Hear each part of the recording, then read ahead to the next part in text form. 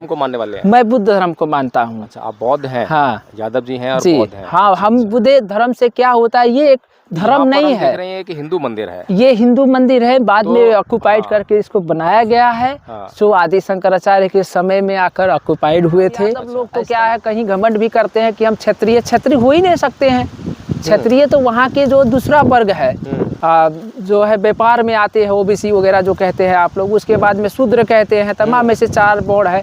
तो कैसे ये सबसे, हम लोग तो शूद्र में पढ़ते हैं, तो ये कैसे हो सकते हैं, ये क्षत्रिय में नहीं हो सकते। प्राकृतिक ज्ञान दिया, प्राकृतिक रियलिटी है। उन्होंने कोई आडंबर नहीं दिया, कोई आवरण नहीं दिया है, कुछ तर्क नहीं दिया है, बल्कि जो देखा वही बोला है जी। तो क्या ये भारत और नेपाल जो है, इनके ऊपर जो है बुद्ध का कर्ज नहीं है, इनको चुकाना नहीं चाहिए? एकदम, ये आपका बात बहुत, इसमें जो आपका प्रश्न है बहुत मानने की बात करते हैं कि एक आदमी की गर्दन काट दो, उसके ऊपर हाथी गर्दन फिट कर दो और लोग उसको जब विश्वास कर रहे हैं, देखिए ये तो मिथ बात है। वो मानने वाला चीज विश्वास कर रहे हैं ना। अब ऐसा कभी पॉसिबल नहीं है, साइंस कभी इसको प्रूव नहीं कर सकती है, नहीं कर सकता। और वहाँ से ऊपर से भारत के प्रधानमंत्री ये बोलते हैं कि हमारे यहाँ पहली सर्जरी हुई, भारत में दुनिया की सबसे पहली जो सर्जरी हुई है कहीं पर, जो भारत में हुई है, वो क्या हुई है कि गणेश की जो सर्जरी है, जो है इंसान की गर्दन को काट के उस पे हाथी गर्दन फिट कर दी गई। मुझे आपसे एक प्रश्न करना था कि बुद्ध का महत्व जो है इन ऐतिहासिक चीज़ों के लिए है, नेपाल में या भारत में, या कोई और बात के लिए? ऐसे है कि ये जो है बुद्ध का जो ऐतिहासिक महत्व है, बुद्ध के ज्ञान और विचार से ये बहुत महत्वपूर्ण रहता है। इसलिए लोग तमाम जगह से लोग बुद्ध के इस जो हेरिटेज साइट को, इसको टच करने के लिए, फील करने के लिए, स्पिरिचुअल इसका जो वैल्यू है उसको महत्व बूझने के लिए, किस तरह का ये इतना बड़ा सांस्कृतिक। तो बुद्ध का जो ज्ञान का जो महत्व है, वो बुद्ध का ज्ञान क्या है, क्या आपको मालूम है? जैसे 4 आर्य सत्य, 4 संसार में दुख है, दुख का कारण क्या है, दुख का निवारण क्या है, दुख का मार्ग क्या है, उसके 4 आर्य सत्य के खोज के लिए उन्होंने अपना सुख सेल समृद्धि, अपने माता पिता, अपने परिवार, प्रजा और इस संसार के चक्र से कैसे मुक्त हो पाएंगे। कौन से धर्म को मानने वाले हैं? मैं बुद्ध धर्म को मानता हूँ। अच्छा, आप बौद्ध हैं? हाँ, यादव जी हैं और बौद्ध हैं। हाँ, हम बुद्ध धर्म से क्या होता है, ये एक धर्म नहीं है। देख रहे हैं कि हिंदू मंदिर है, ये हिंदू मंदिर है, बाद में ऑक्युपाइड करके इसको बनाया गया है। जो आदि शंकराचार्य के समय में आकर ऑक्युपाइड हुए थे। अच्छा, इस तरह का जो है, एक तरफ जो है बुद्ध कहते हैं 4 आर्य सत्य की बात करते हैं, दूसरी तरफ हिंदू लोग जो हैं इस बात में बिल्कुल विश्वास नहीं करते जी, और वो जो है कुछ भी कथा कहानी बना देते हैं और उसमें लोगों का विश्वास करने के लिए उनको बोलते हैं जी। जैसे कि हनुमान जी सूरज को निकल गए, ये देखिए ये सब मिथ्स हैं, इस पे मैं विश्वास नहीं करता हूँ। हाँ, आप विश्वास नहीं करते हैं, लेकिन दुनिया विश्वास करती है। नहीं, इसकी वजह क्या है, सबसे बड़ी चीज़ है आपका शिक्षा, आपका ज्ञान, आपका बुद्धि, आपका विवेक, उस पे डिपेंडेंट करता है। अगर जो आप कितने पढ़े लिखे हों, अगर जो छुआछूत जात पात में पढ़ते हैं तो आप पढ़े लिखे नहीं हैं, मेरा कहने का ये मतलब है। अब अगर जो आप लॉजिक नहीं दे पा रहे तो उसका अर्थ क्या है, अर्थविहीन है। तो जैसे आप ही बताए, प्रश्न किए कि सूरज को हनुमान ने निगल लिया, ये कहीं नहीं हो सकता है, ये इम्पॉसिबल चीज़ें हैं, ऐसे है ना। तो अभी जैसे कि भारत में अयोध्या में जो है राम की मूर्ति स्थापना की, और वहाँ पुजारी लोग बोल रहे हैं कि प्राण प्रतिष्ठा करेंगे, इस मूर्ति में जान आ जाएगी। तो ये इस तरह की बातें जो हैं, भगवान बुद्ध कहते हैं कि 4 आर्य सत्य की बात है, कार्य है, उसके पीछे कारण है, बिना कोई कारण के परिणाम नहीं आ सकता है। तो ये जो भगवान बुद्ध जो कह रहे हैं वो साइंस भी कहती है, विज्ञान भी कहती है, लेकिन जो ये हिंदू लोग जो बोल रहे हैं, इसी प्रकार से इस्लाम के लोग ऐसे देखिए, हिंदू लोग को जो है, आप 4 वर्ण में जो पढ़ते हैं, ब्राह्मण, क्षत्रिय, वैश्य, शूद्र, बुद्ध भी इसका डिनाइड किए हैं। तो जो है हम हिंदू धर्म के विरोध में नहीं जा पाएंगे, वरना क्या है, यहाँ ये तो आदमी ऐसा विरोधी है ऐसा कहेंगे, वैसा नहीं है। 4 वर्ण में करने वाले जो ये व्यवस्था, ये गलत है। हम एक समान है, एक मानव है, सब हम लोगों का इक्वलिटी होना चाहिए, सभी एक ही जो है, एक ही लोग से जन्म हुआ है। नेपाल और भारत को बुद्ध की जरूरत है या राम और कृष्ण की जरूरत है? नहीं, देखिए यहाँ सिर्फ ज्ञान की जरूरत है।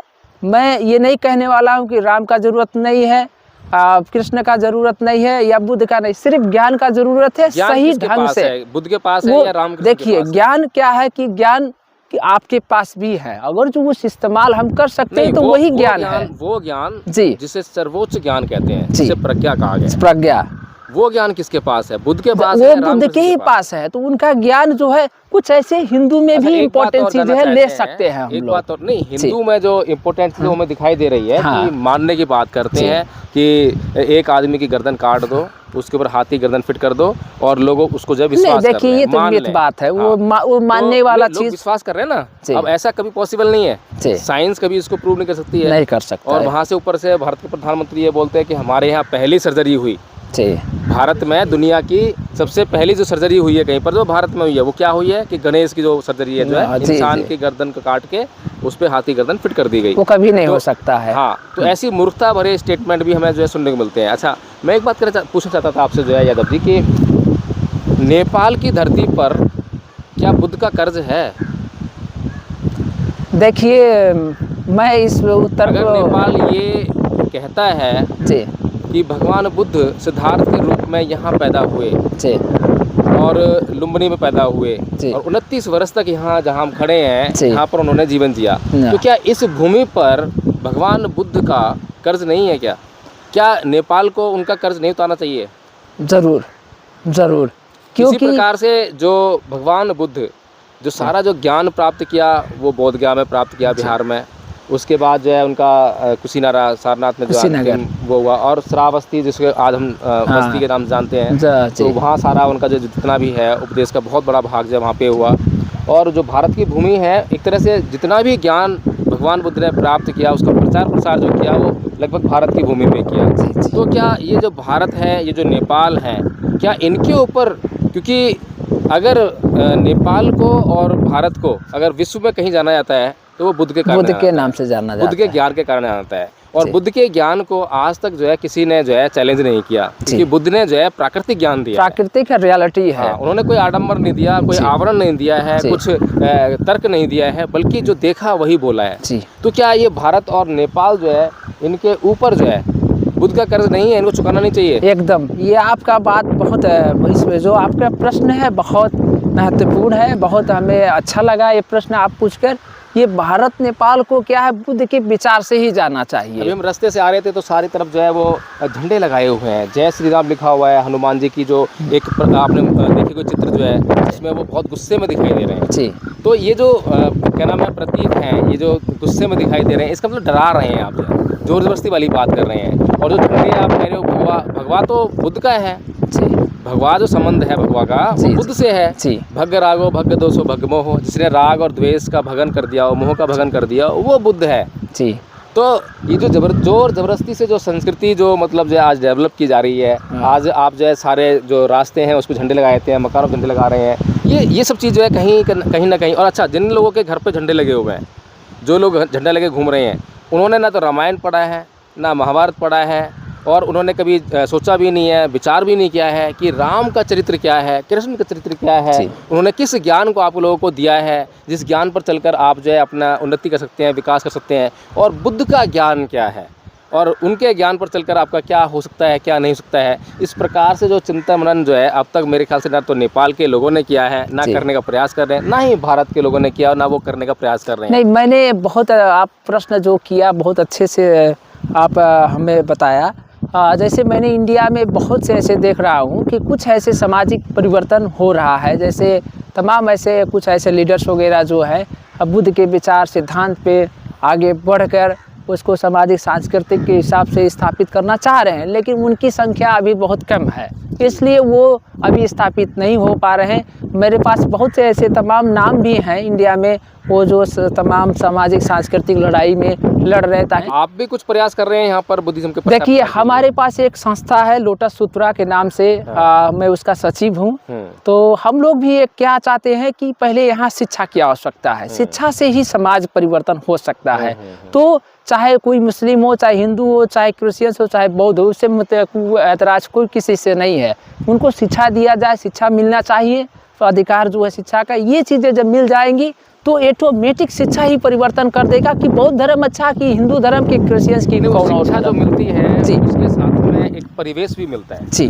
जिस परिवेश में शिक्षा मिलेगी, बड़ा होकर जो है जो शिक्षा लेने वाला है वो उसी परिवेश की बात करेगा। नहीं, ठीक है, वो देखिए आज जो हमें शिक्षा मिल रही है, वो जो कल्चर है वो दूसरा है, वे सांस्कृतिक जो लड़ाइयाँ आप देख रहे हैं समाज में, हम देख रहे हैं तमाम जिस धर्म का ज़्यादा से ज़्यादा उस क्षेत्र में होगा उसका प्रभाव भी होता है। भारत में वही हो रहा है, नेपाल में भी वही हो रहा है। तमाम अल्पसंख्यक लोगों को दबाया जाता है, शोषण दमन किया जाता है, ये अन्याय अत्याचार भी बढ़ रहा है। लेकिन ये अन्याय अत्याचार, ये शोषण, ये कैसे मुक्त होगा? भगवान बुद्ध के विचार से ही चाले से मुक्त भारत होगा। के लोग जो हैं, भारत में जो यादव लोग हैं वो अपने आप को क्षत्रिय बोलते हैं जी, कि हम लोग जो है क्षत्रिय हैं, हम लोग जो शूद्र से ऊंचे हैं जी, हम लोग जो है ऊंची जाति वाले हैं। इस तरह की आजकल जो है ना बहुत विडम्बना है कि बहुत द्वंद्व चल रहा है और वे लोग जो है अपने आप को इंसान नहीं मानने के राजी।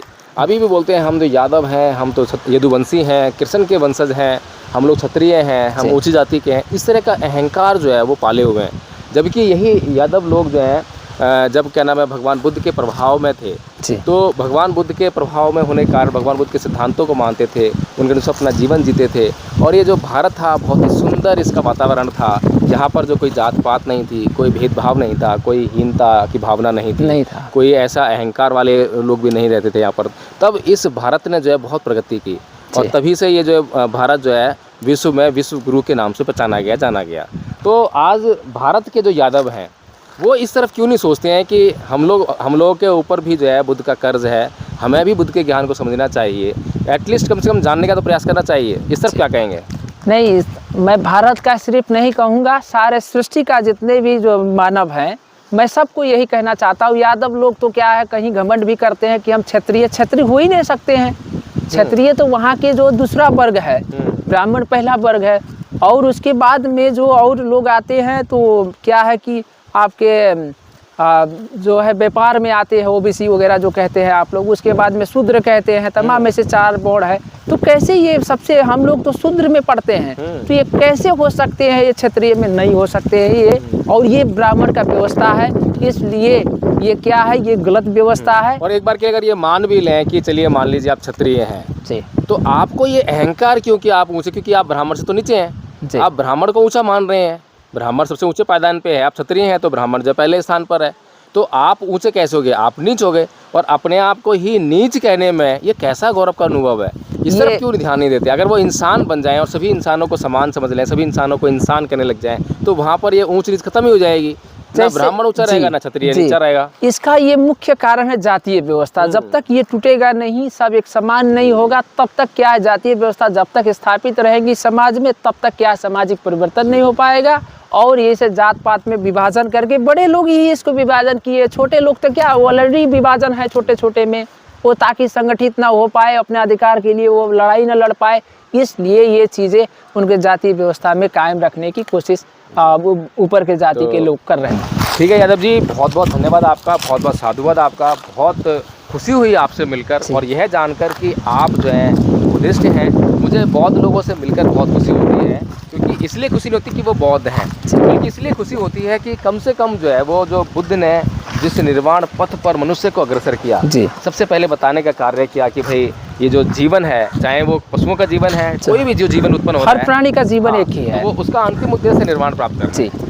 और सारे लोग जो है निर्वाण प्राप्त नहीं कर सकते हैं, लेकिन निर्वाण पथ पर जो है चलने का काम जो सभी लोग कर सकते हैं, तो कम से कम जितना लोग निर्वाण पथ पर चलने का काम करेंगे, कम से कम अपने जीवन के कष्टों को जो उतना कम करेंगे और उतना ही सुख का अनुभव कर पाएंगे। तो इसलिए मुझे बहुत अच्छा लगता है जब भी मैं किसी बौद्ध से मिलता हूँ, कम से कम सत्य को जान रहा है, पहचान रहा है और सत्य का आचरण करने का प्रयास कर रहा है, तो उसका प्रचार प्रसार करने का भी काम करता है। तो इसलिए मैं आपका बहुत साधुवाद पुनः करता हूँ। जी धन्यवाद आप सबको दोनों। आपका नाम? नीलम बौद्ध। नीलम बौद्ध जी। और सर आपको जय भीम प्रकाश, जय प्रकाश सर को बहुत बहुत धन्यवाद देना चाहता हूँ कि आप हमसे अंतर्वार्ता लिए, यहाँ के बारे में भी जाने, तमाम सामाजिक सांस्कृतिक के बारे में भी आप जानने का कोशिश किया। तो मेरे पास जो जानकारी है या जो मेरे पास नॉलेज था वही मैंने आपको शेयर किया।